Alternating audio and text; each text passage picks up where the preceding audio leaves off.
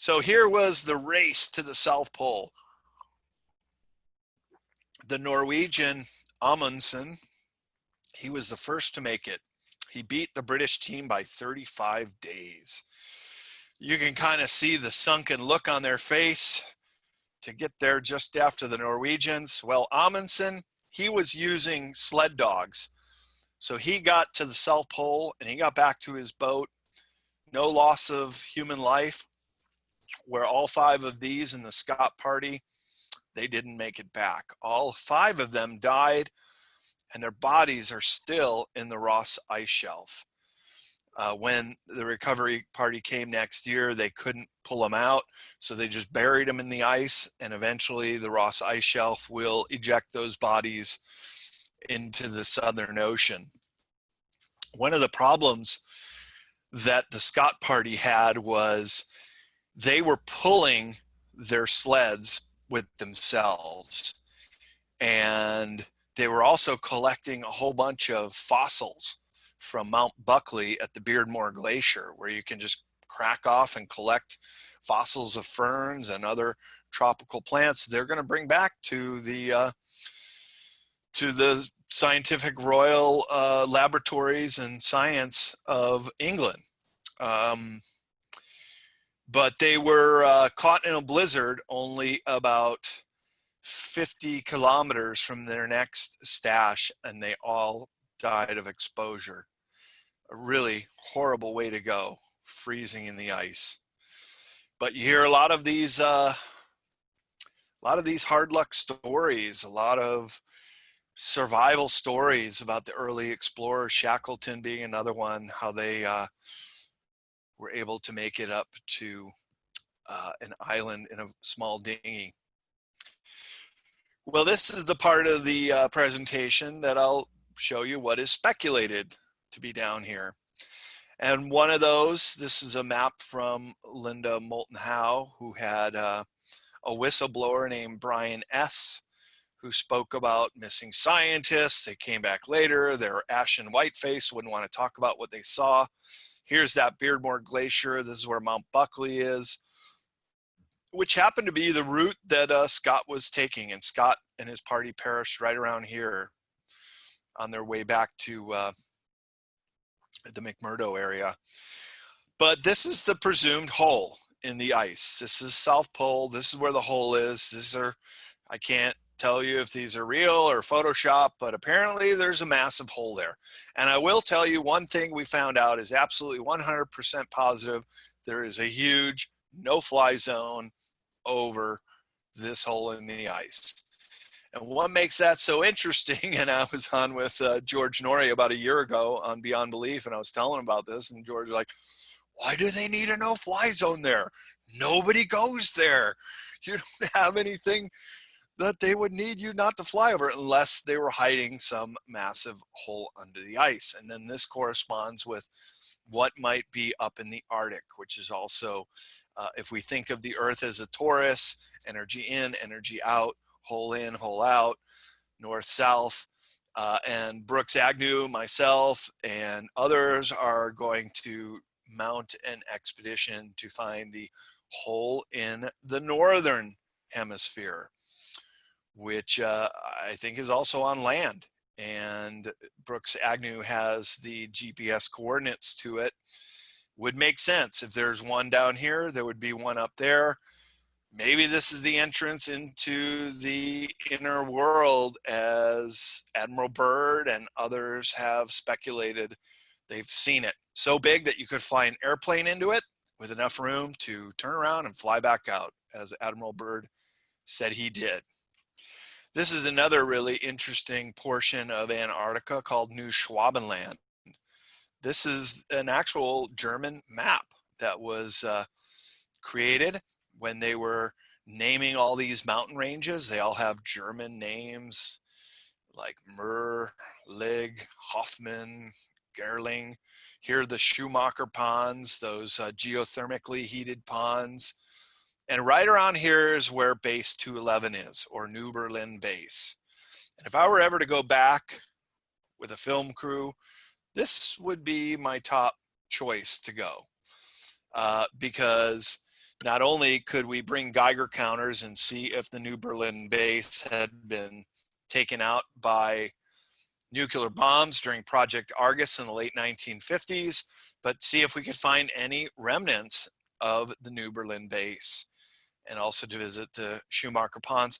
Plus, there's another location right up here. I'm going to show you in a second. That would be very intriguing. But the patch for the New Schwabenland Nazi party in the late 1930s has these oak leaves on them. And to the untrained eye, you might not even catch it, but it is clearly the swastika, and the oak leaves reveal Thule Society fraternity.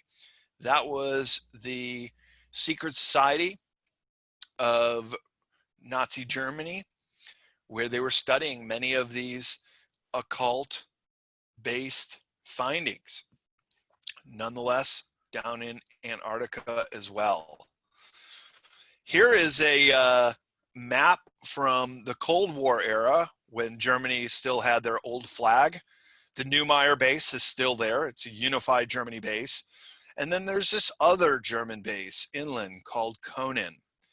And this is what's really interesting, because the GPS coordinates for the Konin base are exactly the same as this, what the heck is that thing under the ice? And in 2013, this is what you would see with Google Earth, this big mechanical looking grill. And you got to understand the size of this thing. Here's a runway.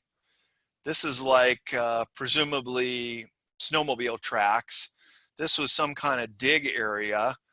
More tracks going to this thing under the ice. And just recently, the Farsight Institute of people that have the ability to remote view went to Konin, to these coordinates. Anybody want to write that down and take a look? This is what you'll see today. They put a big tarp over this thing, and the snow has buried it once again. But in 2013, they were doing some excavation here. And so the Farsight remote viewers went down there. They said this is certainly not a natural phenomenon, but it is something that was built by a higher intelligence with large cavities, large openings or spaces in there, suggesting, and I love it when there are multiple data points suggesting this, not just Google Earth, but also backed up by, in this case, remote viewers who said they went down into it and could see that it certainly was no natural feature. And you can see in these pictures, Mother Nature does not create such symmetry like that, especially up on the polar plateau where there's nothing around, no mountains nearby either.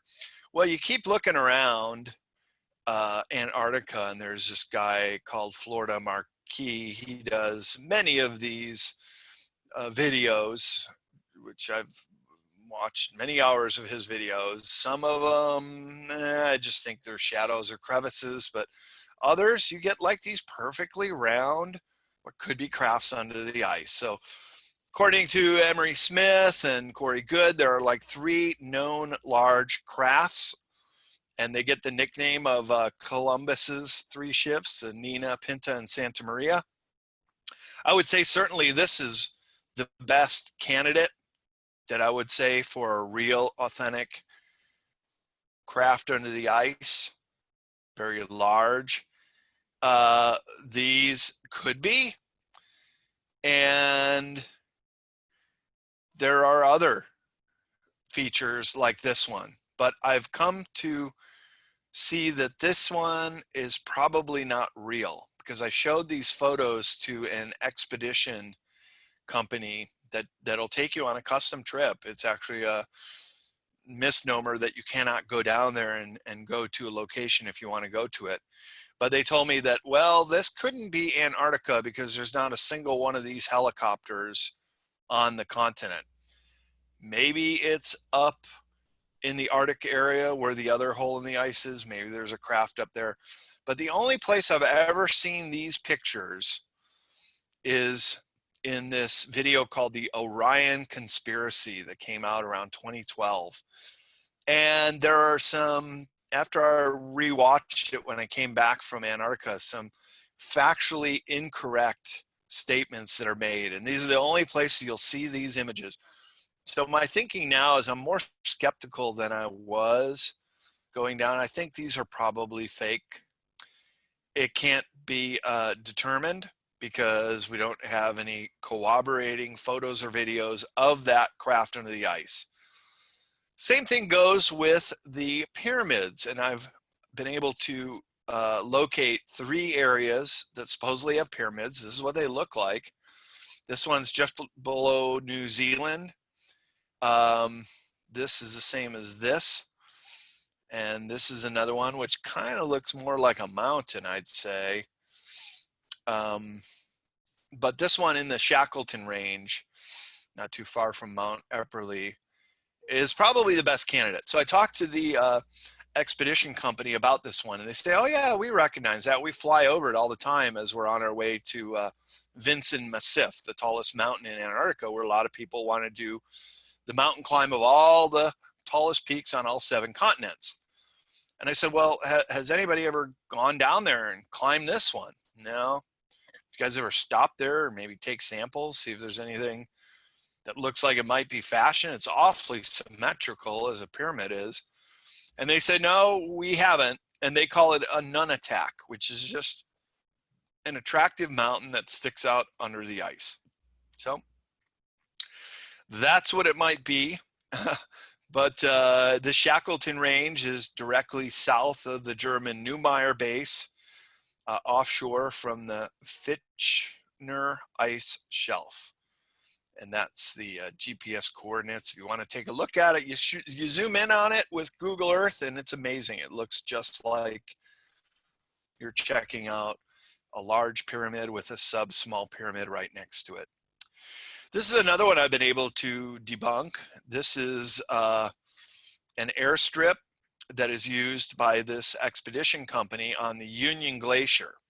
And so this was an area not too far away from this airstrip where they stop for the day, get people acclimated, break up the trip.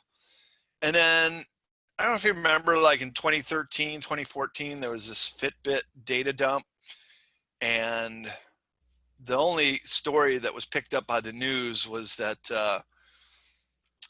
the soldiers in Afghanistan and Kandahar were exposed because now the Fitbit data is being picked up by the terrorists and they know how to shoot at our guys. Well, there were a bunch of them that came out of Antarctica, including right here by the Union Glacier, which was this presumed UFO base. And this was the shape that those Strava heat signatures were doing, around and around and around, a whole bunch of people doing this route. And so I heard that it was the Union Glacier, and I knew that this company stopped there. I said, well, hey, a couple miles away, there's this area where all these Fitbit heat signatures come from. What could that be?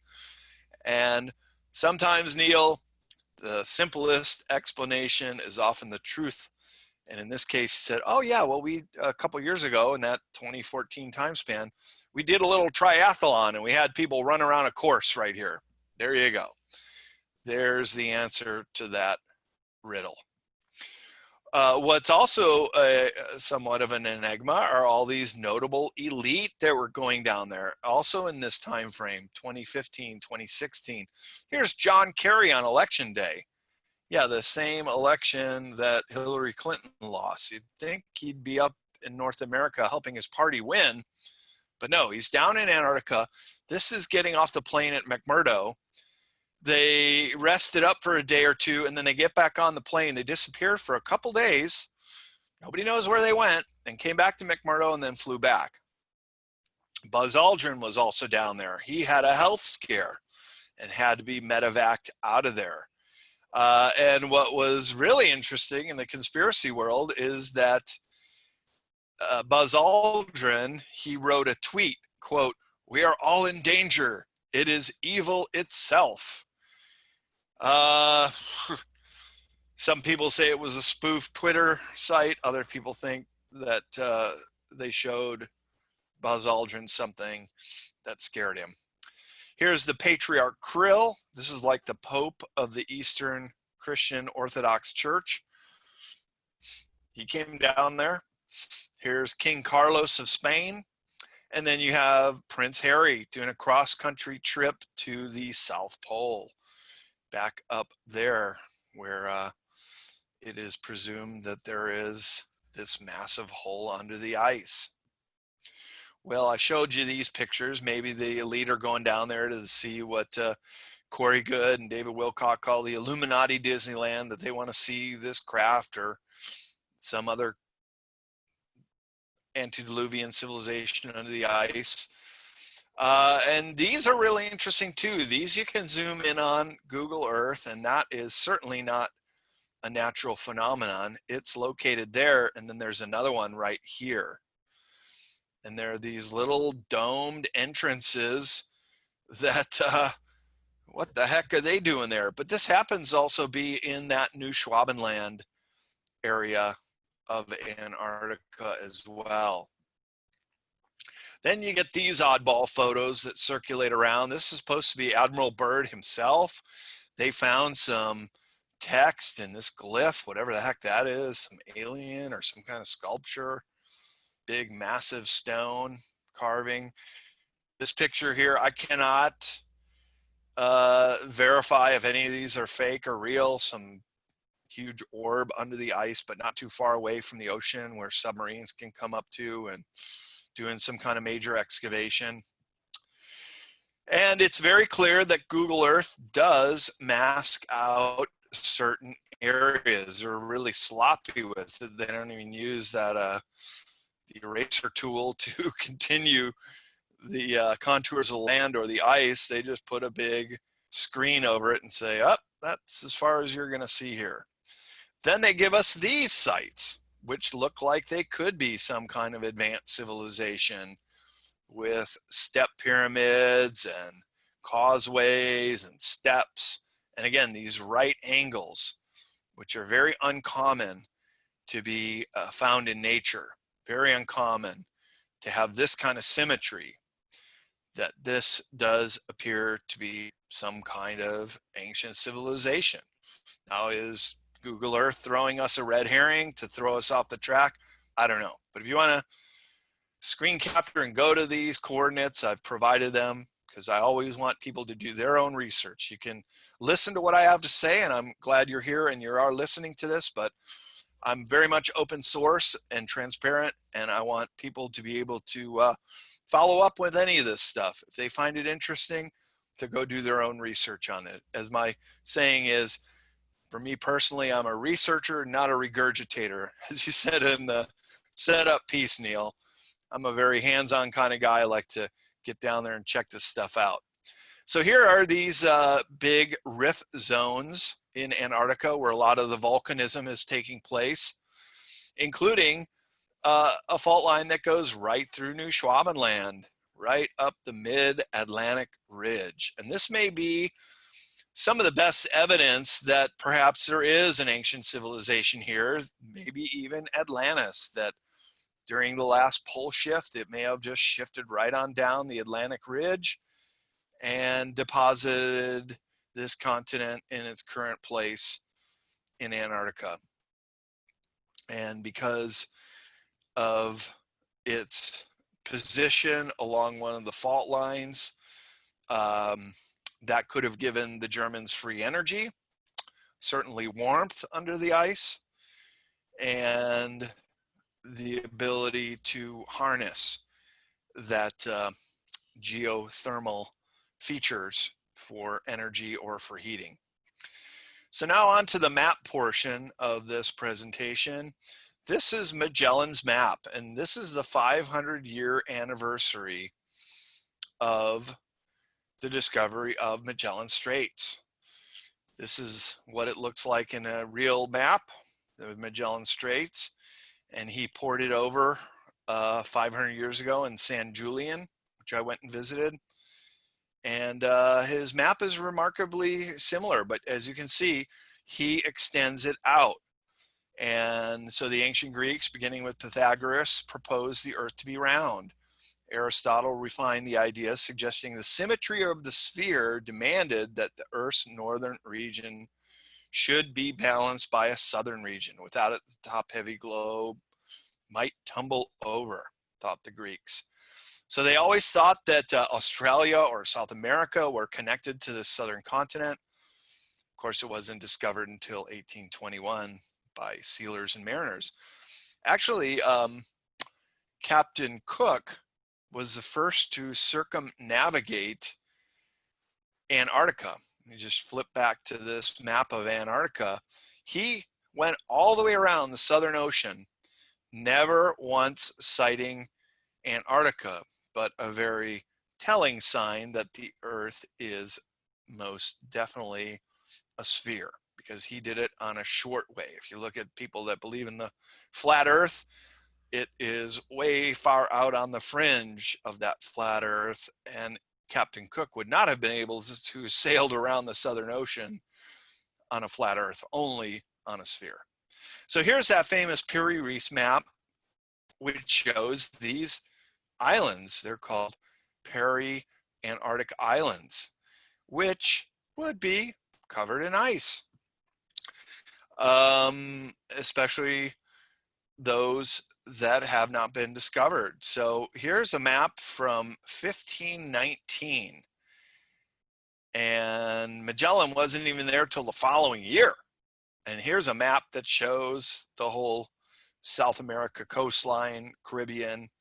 Up here is the coast of Africa. There's even a portion of Europe. So you can clearly see that this map maker knew what it was doing.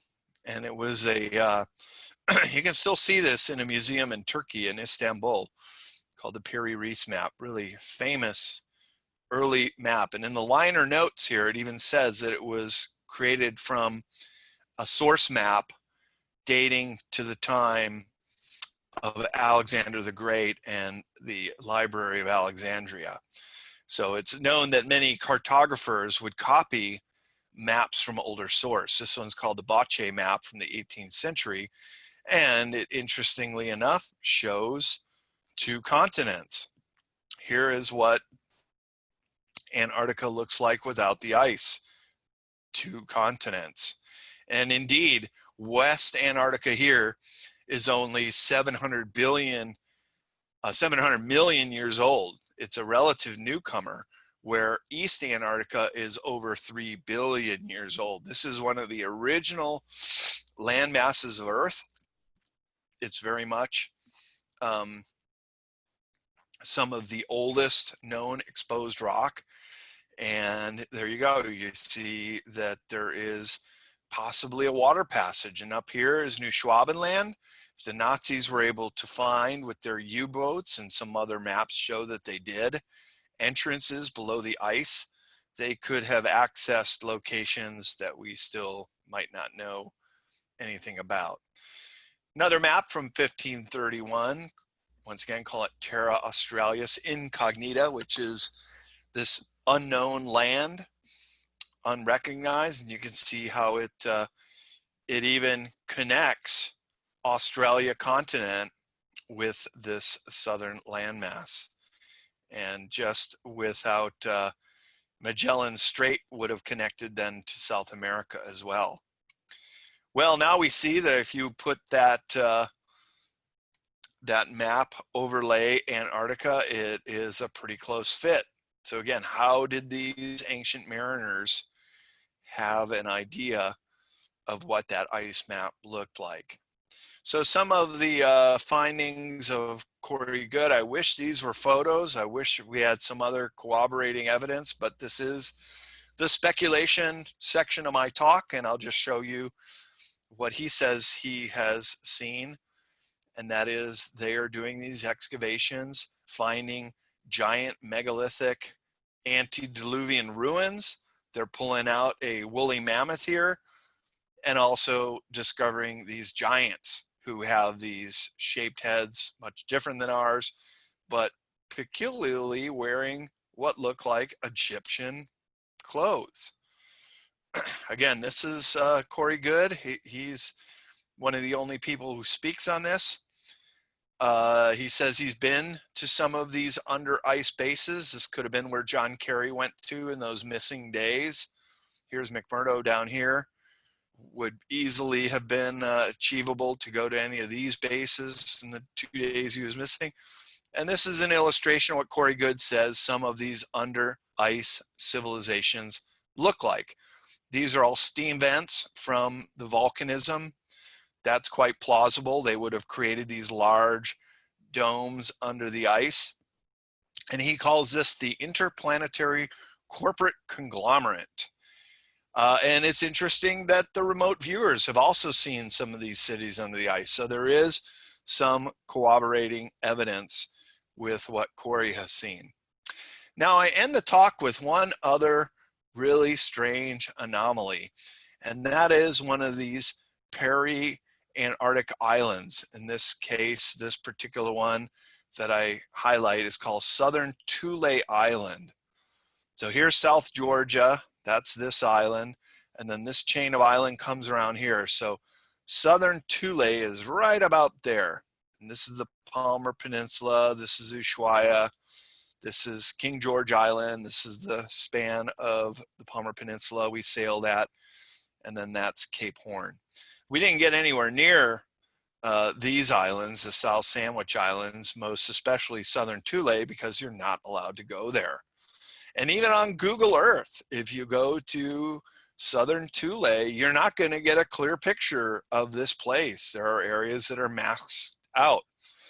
And then if you look at the Wikipedia site about the Falkland Wars, there were 2 task forces. One that went and fought in the Falkland Islands that we know the history of quite well. But there was a second task force that went down to South Georgia and the South Sandwich Islands that you don't hear anything about. Well, in fact, the entire Falkland Wars ended right off the coast of Southern Thule Island. There's the Corbetta, Uruguay base. And the surrender papers were signed right aboard this ship called the HMS Endurance.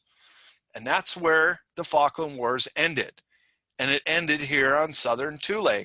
These scientists, there's only 8 of them from Argentina. They put up the white flag. They didn't want to fight. They surrendered and they came ashore. Britain took command of this base and then they destroyed it the next year. It seems like a lot of work, a lot of effort to come down to just destroy a research station. It really doesn't make sense. Why? But maybe they were studying something very important there. Here's another picture of the base that was once there. And this was called Operation Keyhole. It was such an important mission and still very classified part of the Falkland Wars. They were studying the black goo.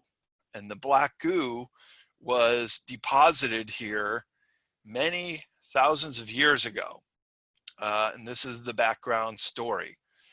What is the black goo? Well, it is an AI substance. It's programmable matter that can be used to rapidly clone any life form. It was brought to Earth by benevolent ETs shortly after the Toba eruption. And Lake Toba is a lake in on the island of Sumatra in Indonesia. I've been there. It's beautiful. It's tropical. It's huge, giant caldera, even bigger than Deception Island that I showed. And it was a huge volcanic eruption that took place 74,000 years ago. The Toba eruption plunged the Earth into a volcanic winter. This is an absolute provable fact. And it eradicated 60% or more of the worldwide human population. Most of all of the surviving descendants of Lemuria and those remaining people after the Toba eruption, which created a nuclear winter around the world, there were so few humans on this planet after the Toba eruption, you could fill all the people into one of our largest stadiums to watch a football game surrounding the whole planet. That's how few of us there were. So Earth has always been supposed to be humans on the surface. But because we were so few at that time, there was a fear that humans could have been eradicated by an invading ET force. So the benevolent ETs, to prevent that, brought us this black goo, this living and intelligent, programmable matter. And this is what the Falkland Wars was all about. I've talked to Harold Kaltz Vela on a phone interview. I've met Miles Johnston, who does the BASIS project. These are two of the leading researchers in the black goo. And this is the narrative, because the black goo was taken back to the UK after the Falkland War and was being backward engineered in Marconi laboratories. And it killed quite a few researchers there in the late 1980s, and then it got out. When I was down in South America, I love this magazine called Nexus out of Australia. And there was this article called Co-Evolution, an interplanetary adventure. And my jaw just dropped when it started talking about an ET base on southern Thule Island. And it said, quote, through this human intermediary, speaking with ETs, that there was good reason for depositing the black goo in southern Thule. Not only was it extremely isolated, which suited the ET's work, but it was also infected beneath the surface what could call a black plague. It was a concentration of negative energy, and they wanted to see if they could nullify the plague before it made its way to the surface by accident or design. The article went on to say it's easier to control it if it's near 0 degrees. So they were working at it at this very isolated location for a long time. And then if it were ever released into the tropical part of the planet, the ETs say, we don't know if we could deal with it. If it would escape, we would be screwed. And so this article goes on to say that after the Falkland Wars, it was a setback to the project. The Argentinians were ejected, of course, and they've moved it to a new location, but the British got their hands on it. It wreaked havoc in Marconi laboratories. It got out. Some people, you can even find videos online where people are able to acquire the black goo, and it's like tar in a jar, and it's totally inert. But if you brought another jar with it in, even though they're separated by glass, it'll start moving. It wants to reconnect. It wants to come back to life. So we totally screwed up. The Brits screwed up by taking this out of there. And I postulate that the Morgellons phenomenon could be this black goo that has gotten loose, which in the Marconi laboratories happened in the late 1980s. And then Morgellons started to reach the scene in the 1990s. So the timeline does correspond to that hypothesis. So lastly, there could be a pole shift movement. Showed you the magnetic South Pole. Charles Hapgood was saying that the South Pole could move to closer to Australia, making South Antarctica a warmer climate again. And this is what would happen to us. We would become a polar zone.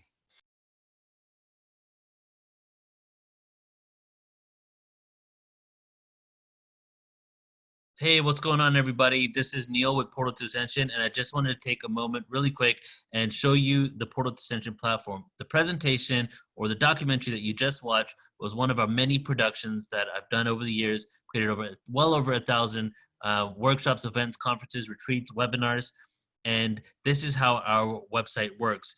If you want to go ahead and receive not only access to this presentation, but hundreds of other presentations that we have available for you right now for free. You can go to our website, you enter your name right here, you email right here, click sign up.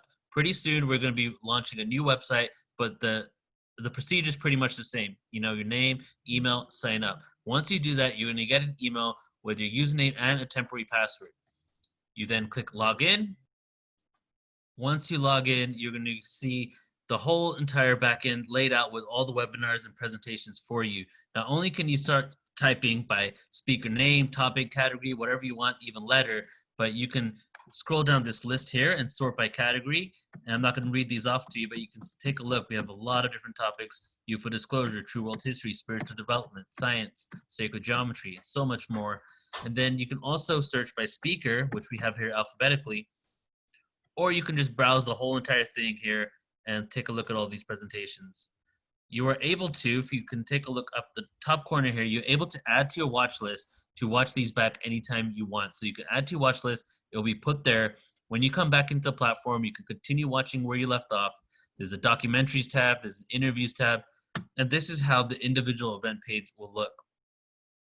So right now, you can go to the website, portaltoascension.org, put in your name and email, sign up. You'll get access to what you just watched, and there's so much more footage. There's free footage being added weekly. So really, this is a one-stop shop for consciousness, and there's always new valid content for you that is relevant for the times that we're currently in, where we're not only dissecting and delving deep into the ancient past, but also creating information that will empower us for the future to come. And here is an example of one of the event pages. This one's on Billy Carson, Quantum Macabre and Manifestation. You can view it right there, description, speaker image, that would also go to his bio, and then also suggested webinars that you can tune into as well.